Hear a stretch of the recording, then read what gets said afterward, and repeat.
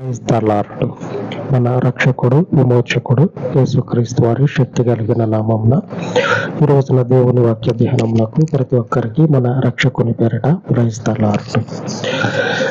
మన జీవితంలో మనము స్థిరపడక మునుపు దేవుడు ఎంత తోడయ్యుండి మన కష్ట సమయంలో మనకి ఎంతగా సహాయం చేస్తాడో, మన వెంబడి ఉండి మనల్ని ఆదరిస్తాడో, మనము సెటిల్ అయిన తర్వాత ఆ కృపను ఒకసారి జ్ఞాపకం చేసుకుంటే దేవుడు అప్పుడే మనకి బాగా తోడుగా ఉన్నాడు. ఇప్పుడు అంతా సెటిల్ అయిపోయి నెమ్మదిగా ఉన్న తర్వాత దేవుని యొక్క ఆ గొప్ప సహవాసం అనేది ఇప్పుడు లేదేమో అని అనిపిస్తూ ఉన్నది అని మనకు అనిపిస్తుంది. నిజానికి అప్పుడు ఒకలాగే ఉంటాడు, ఇప్పుడు ఒకలాగే ఉంటాడు. అయితే దేవుని యొక్క సహవాసం అనేది, దేవుని యొక్క అదేది అంటారు, మనకి తోడుగా ఉంటాడు కదా, ఆ పరిస్థితి అనేది మన శ్రమలో బాగా ఉంటుంది.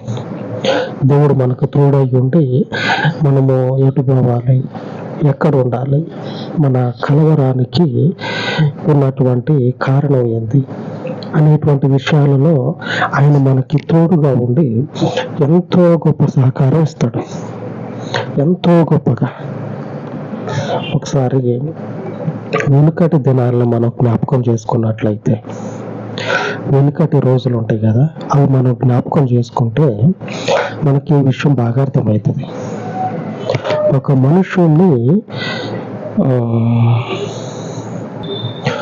మనుషుల్ని దేవుడు నడిపించటం అనేది ఆ మనుషుని జీవితానికి గొప్ప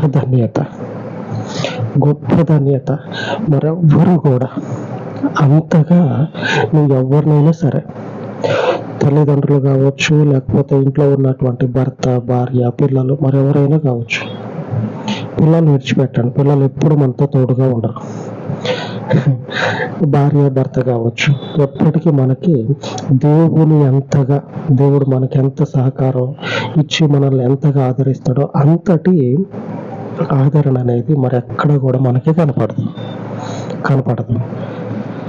ఆ అబ్రహాము జీవితంలో పిలువబడినటువంటి అబ్రహాము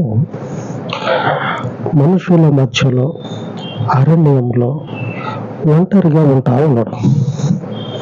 ఇప్పుడు చూస్తే ఒంటరిగా ఉన్నటువంటి వారిని చూస్తే ఈడెప్పుడు ఒంటరిగానే ఉంటాడు, మనుషుల్లో కలవడం అని అంటూ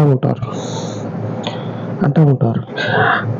అటువంటి పరిస్థితి అబ్రహాముకు వచ్చినప్పుడు అబ్రహాము యొక్క ధైర్యం ఏంటంటే, ఆయన ఒంటరిగా ఆడున్నాడు, ఆయనను పిలిచినటువంటి దేవుడు ఆయనకి తోడయ్యుండి ఒక మనుషునితో మాట్లాడి, నేను మీతో ఎట్లా మాట్లాడుతున్నా అట్లాగా మాట్లాడి అన్నిటిని కూడా తెలియజేసి ఆ మనుషుల్ని నడిపిస్తా ఉన్నాడు. నీకు ఒంటరి ఎక్కడ? అబ్రహాం అనేటువంటి మనుషుడు ఒంటరి ఎక్కడ? అరణ్య మధ్యలో తిరుగుతా ఉన్నాడు, ఇటు రాజుల మధ్యలో తిరుగుతా ఉన్నాడు, భయంకరమైనటువంటి మనుషుల మధ్యలో బ్రతుకుతా ఉన్నాడు. కానీ వాళ్ళతో సహవాసం, వాళ్ళతో కలిసి ఉన్నంత మాత్రాన వారితో పాటుగా కలిసిన మనిషి కాదు. ఆయన నిత్యము కూడా సహవాసము, ఆయన నిత్యము కూడా ఆలోచన దేవునితో పాటే ఉంటుంది. ఆదికాండము 12:4 యెహోవా అతనితో చెప్పిన ప్రకారము అబ్రహాము వెళ్ళెను, లోతు అతనితో కూడా వెళ్ళెను. అబ్రాము హారాను నుండి బయలుదేరినప్పుడు 75 ఏండ్ల ఈడు గలవాడు. 75 సంవత్సరాల వయసులో దేవుడు అబ్రహాముని పిలుచుకున్నప్పుడు దేవునితో పాటు నడవటం కొరకు మనుషుడు సిద్ధపడి దేవునితో నడుస్తూ ఉంటే ఎదురుపడేటువంటి ప్రతి కలవరాన్ని కూడా దొంగలో తొక్కేనని అంటారు చూడండి, అట్లాగా తొక్కేసేటువంటి సామర్థ్యము ఈ ఒక్కరికి ఎక్కడి నుంచి వచ్చింది? ఒంటరిగా ఉన్నటువంటి మనుషునికి చూడండి, ఆపద అయినప్పుడు లేకపోతే వేరే ఒక మనిషి సహాయం కావాలనుకున్నప్పుడు ఎవరు వస్తారు, ఎవరు రారు. ఎందుకంటే ఎప్పుడు ఆ మనుషుని జీవితము ఒంటరితనంగానే గడిచింది కాబట్టి ఆ మనుషుని అక్కడికి వచ్చే సమయంలో మనుషులు ఎవ్వరు కూడా ఆ మనిషితో కలవరు. ఎందుకంటే ఈ మనిషి కలిస్తేనే కదా మిగిలిన వాళ్ళు కలవటం. ఈ అబ్రహాముకి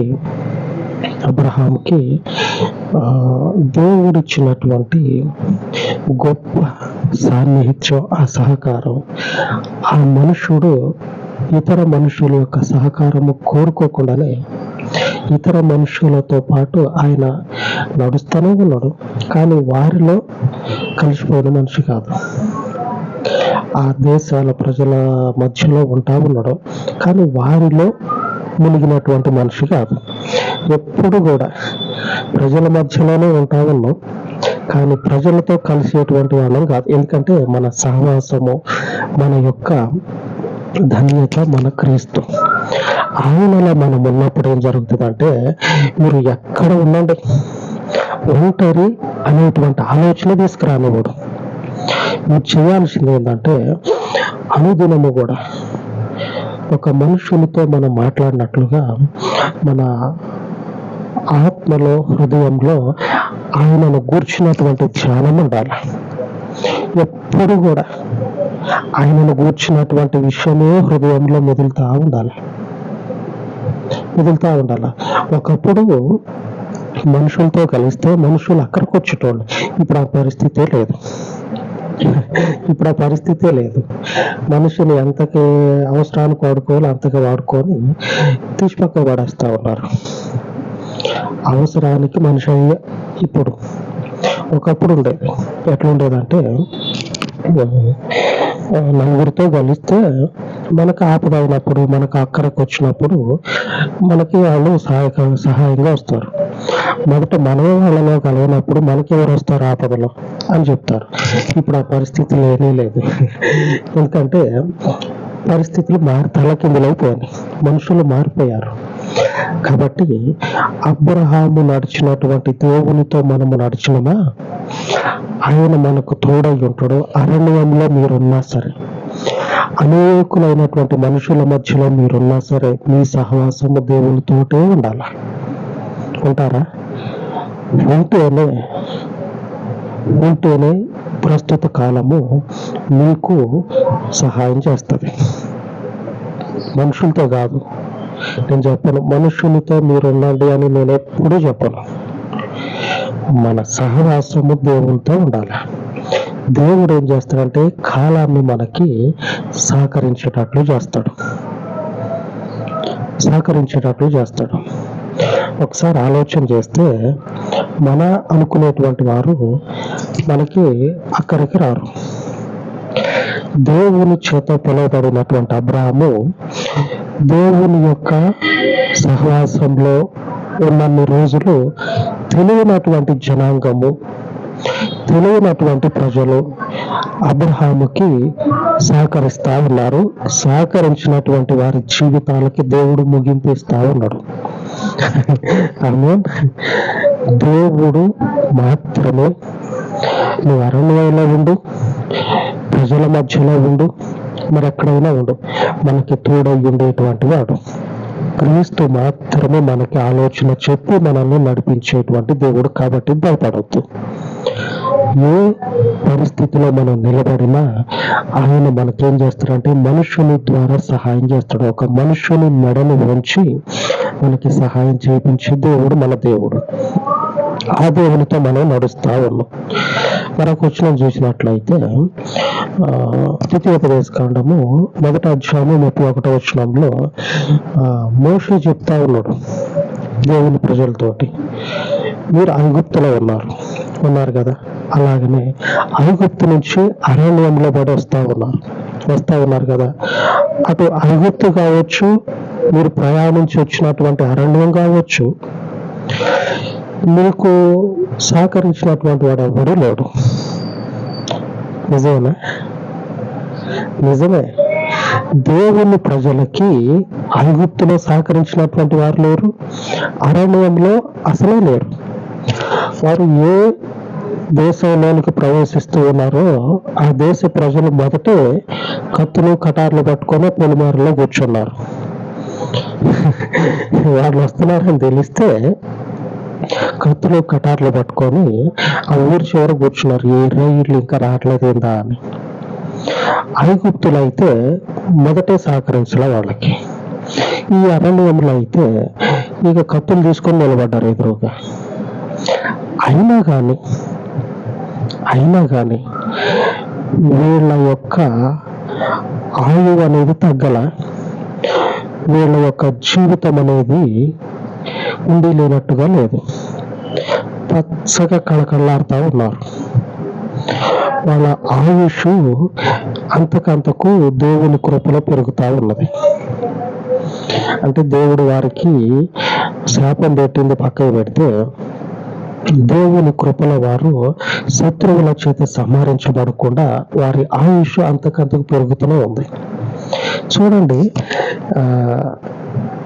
ఎక్కడున్నటువంటి మనుషులు ఏ పరిస్థితుల్లో పడి వస్తూ ఉన్నటువంటి మనుషులు చూస్తే రెండింటికి భిన్నంగా ఉంది. వారు దేవునితో సహవాసం చేయటం వల్ల వారి పరిస్థితులు భిన్నంగా ఉన్నాయి. అక్కడేమో ఐగుప్తులో ఉన్నప్పుడు వాళ్ళకి సహకరించిన నాదుడే లేదు, వాళ్ళకి సహకరించినటువంటి మనుషుడే లేదు. అరణ్యంలోకి వస్తా ఉన్నారా, అప్పుడు ఆ దేశాలలో ఉన్నటువంటి వాళ్ళు కత్తులు పట్టుకుని వాళ్ళ కోసం ఎదురు చూస్తూ ఉన్నారు. ఈ రెండు పరిస్థితుల్లో వాళ్ళ యొక్క ఉనికి అనేది దేవునితో సహవాసం చేయటం వల్ల, ఆయనతో సాన్నిహిత్యం కలిగి ఉండటం వల్ల భయపడాల్సినటువంటి మనుషులు భయపెట్టే మనుషులుగా మారిపోయారు. భయం అనేది, నేను ఒంటరిని అనేది, ఆ మాటలు మీరు మర్చిపోవాలి. దేవునికి స్తుతి కలుగును గాక.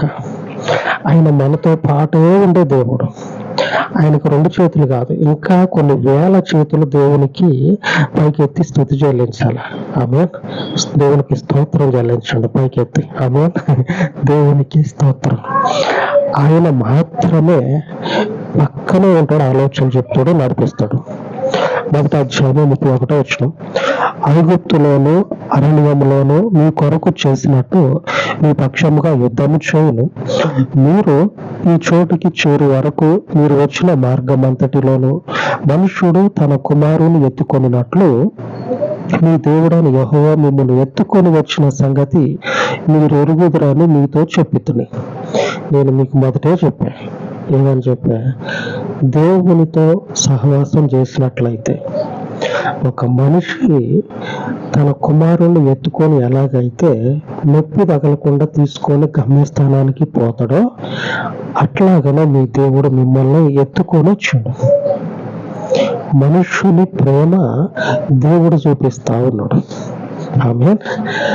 భయపడటం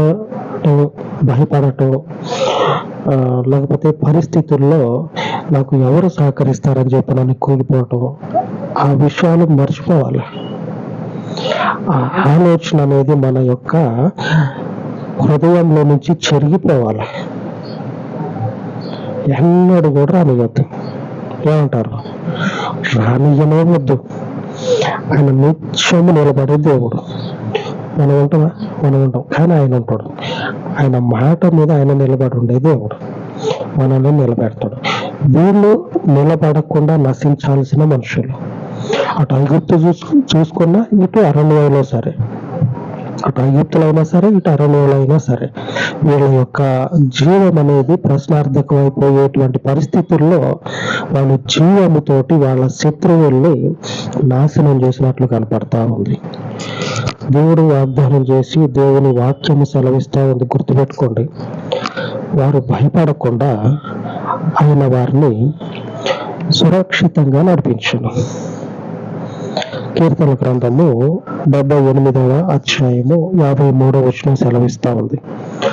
వారు భయపడకుండా ఆయన వారిని సురక్షితముగా నడిపించును. భయపడ్డారా? భయపడలా. క్షేమంగా తీసుకొచ్చిండా? ఎంతటి క్షేమంగా? తండ్రి తన కుమారుని ఎత్తుకొనున్నట్లుగా ఆ రీతిగా నడిపించుకొని వచ్చాడు. ఎక్కడన్నా సరే వీళ్ళకి భవిష్యత్తు ప్రశ్నార్థకం అయిపోయేటువంటి పరిస్థితి ఉందా? లేదు. కానీ వాళ్ళు ఉన్నది భయంకరమైన పరిస్థితుల్లో. జ్ఞాపకం ఉంచుకోండి, ఆయన ఎన్నడూ కూడా చేయి విడవాడు, ఎన్నడూ కూడా భయపడవద్దు, ఎన్నడూ కూడా ఒంటరిని అనేటువంటి ఆలోచన తీసుకురావద్దు. ఆ ఆలోచన ప్లేస్లో, ఆ ఆలోచించే సమయంలో నజరేయుడైన క్రీస్తు, ఆయన తండ్రి అయినటువంటి, ఉన్నవాడు అనువాడైనటువంటి యెహోవా, సైన్యములకు అధిపతి అగు యెహోవా, ఆమేన్, ఆయన మాత్రమే మన పక్షంగా నిలబడి వణుకు పుట్టిస్తాడు మన శత్రువులకి. ఆ జీవము కలిగిన దేవునికి అలాగా ప్రార్థించుకుందాం.